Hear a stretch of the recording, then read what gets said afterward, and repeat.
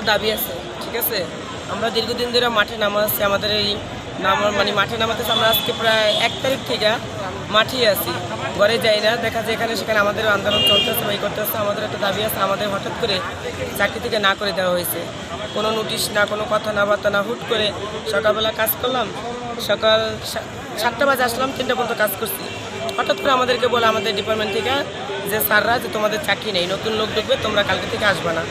আমাদের তো বেতন দিল না, আমাদের সাথে কথা বললো না। আমাদের অপরাধ কি তাও আমরা জানি না, কেন আমাদের 206 জন লোক আমাদেরকে না করে দেওয়া হয়েছে।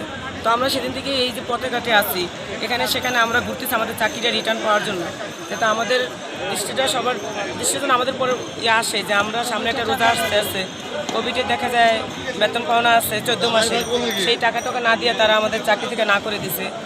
আমাদের তো কোনো ইয়েই করে নাই, ঠিক আছে। আমরা চাই আমাদের চাকরিটা যেন আমরা সামনে রোজা আসতে ঠিকাদার প্রতারা বাদ দিক। আমরা চাই না বাংলাদেশে কোনো ঠিকাদার থাকুক, ঠিকাদার বাদ দিক, বেতন দেবে সরকার, কোনো ঠিকাদারের দরকার নেই। আমরা চাই না এই ঠিকাদার, আমরা চাই সম্পূর্ণ সরকারের অধীনে থাকুক। আমরা সরকারের অধীনে বেতন নিই, সরকারের অধীনে থাকতে চাই। আমরা বাংলাদেশের নাগরিক, আমরা এইভাবে বাঁচতে চাই, আমরা কারো উপরে নির্ভরশীল করে বাঁচতে চাই না। এটা শেষ। ঠিকাদারের লোকজনেরা নিয়ে চলে গেল, নিয়ে তারা মেডিকেলে পিছিয়ে নিয়ে বেদহর পিটন পিটেছে, তার কান অবস্থা খারাপ। পরে আমরা এই খবর শুনে আবার ডাইরেক্টর রোহিঙ্গা দৌড়ে চলে গেলাম। যাওয়ার পরে আমাদেরকেও হিজড়া দিয়ে অবমাননাপদস্থ করাবে এই কথা বলে আমাদেরকে ঠিকাদারের লোকেরা হুমকি দামকি দিচ্ছে। পরবর্তীতে আমরা শ্রম ভবনে গেছি, শ্রম ভবনে যে আমরা নালিশ জানাইছি। তারপরে যেখান থেকে ঠিকাদারিত্ব লাইসেন্স দেয় কলকারখানা অফিস আজাদ প্রোডাক্টসের অপোজিটে, সেখানে সেই স্যারের কাছেও আমরা গেছি, সালাউদ্দিন স্যারের কাছে, যে স্যার এই ঘটনা আমাদের বিনা অপরাধে আমাদেরকে এরকম বাইর কেন করলো।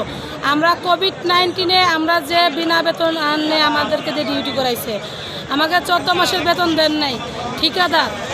আমার একটাই দাবি যে এই যে অমানবিক কার্যক্রম বাংলাদেশে আগে চলছে, সেই জন্য ছাত্র জনতার গণ অভ্যুত্থানে সেই ফ্যাসিবাদ সরকারের পতন হওয়ার পরেও এই বাংলাদেশে এখনও এভাবে ঠিকাদার এইভাবে মানুষকে মিথ্যার প্রশ্রয় আশ্বাস দিয়া এভাবে মানুষ ঠকানো হচ্ছে, মানুষ বিক্রি হচ্ছে। এই যে ঠিকাদার পণ্যের মতো মানুষকে কেনা হচ্ছে, জনবল কেনা হচ্ছে।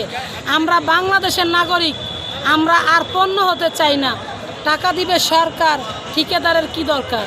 আমাদের 10,000 টাকা বেতন দিকে আমরা প্রতিষ্ঠানে থেকে কাজ করতে চাই। আমাকে 20,000 50,000 বেতন দিতে হবে না, আমাকে 20-50 আমরা চাই না। আমরা বাংলাদেশের নাগরিক, আমরা বাংলাদেশে যা সুযোগ সুবিধা আছে সেটা আমরা চাই। আমরা এই ফেসিবাদ খেদাইছি, আবার কোন ফেসিবাদ তা শুরু করছে আমরা তো কিছুই বুঝতেছি না ভাই। স্যালারি কত আপনাদের? আমার বর্তমান আমাকে কোম্পানি দিচ্ছে হলো আপনার 17,610 টাকা। এখন কি আপনারা কি চাচ্ছেন?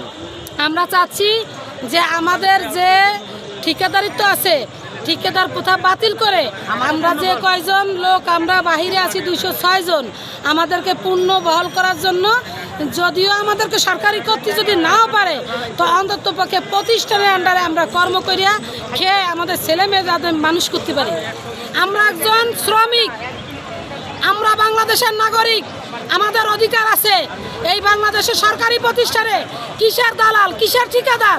এই সমস্ত ঠিকাদার দিয়ে, এই সমস্ত দালাল দিয়ে ফ্যাসিবাদী সরকার যেমন বেগমপাড়া বাড়ি করছেন, এখনো ফিরে আবার দ্বিতীয় ফ্যাসিবাদের জন্ম নিচ্ছে।